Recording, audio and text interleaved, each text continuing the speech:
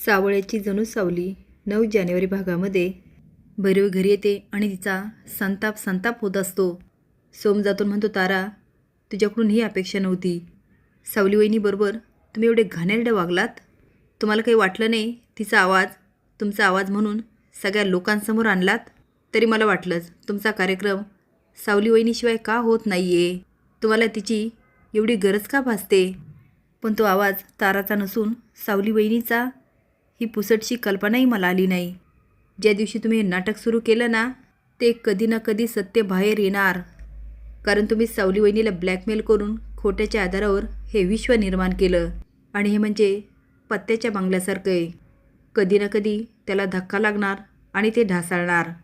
आणि खऱ्या अर्थाने तुमचा घाणेरडा चेहरा आज लोकांसमोर आला.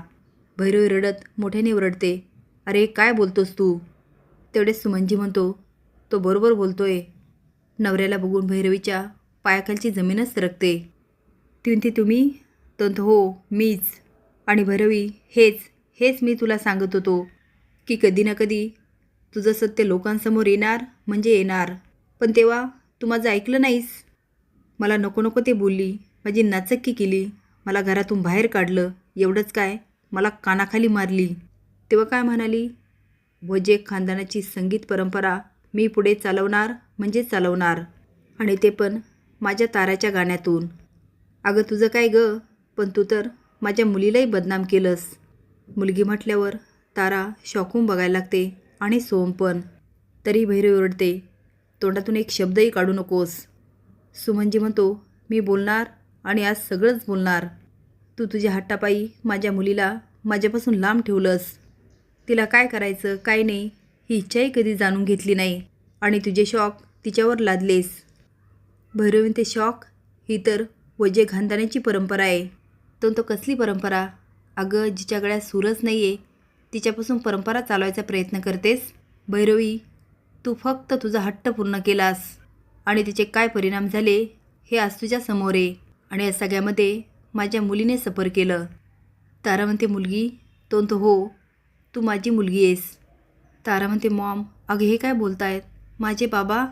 घरी गेल्यानंतर तिलोत्ता म्हणते, छान सारंग, जेव्हापासून मला हे सगळं कळलं ना तेव्हा मला खूप वाईट वाटलं. चंद्रकांत म्हणतो, तुला वाईट वाटणं स्वाभाविक आहे.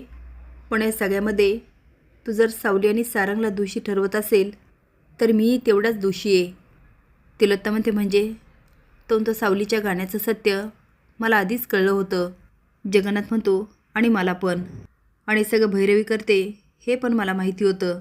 एवढंच काय, तारा स्टेजवर गाते आणि सावली बॅक स्टेजला. याचा व्हिडिओही मी काढला होता आणि तो भैरवीला दाखवून मी सगळं संपवणारही होतो. पण तशी सावलीचीच इच्छा नव्हती म्हणून मी काहीच करू शकलो नाही. म्हणून मी तुम्हाला वारंवार सांगत होतो की तुमच्या घरामध्ये परीस आलाय, परीस, ज्याने तुमच्या घराचं सोनंच होणार.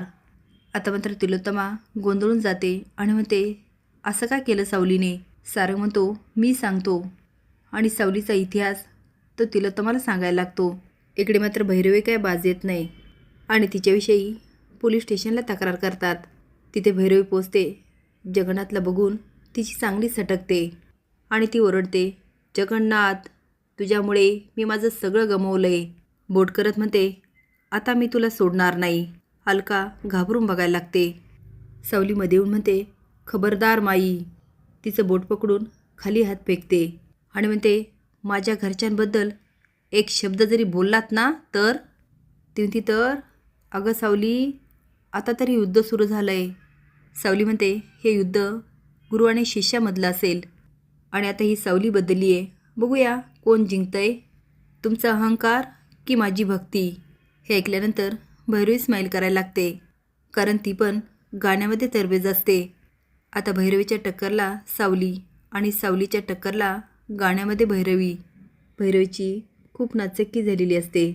सगळ्यांसमोर सारंगने तिचा पर्दाफाश केलेला असतो की आत्तापर्यंत तारावजी गात नव्हती तर गात होती माझी बायको सावली सारंग मेंदळे. या आवाजामुळे भैरवी वेडीपिशी होते.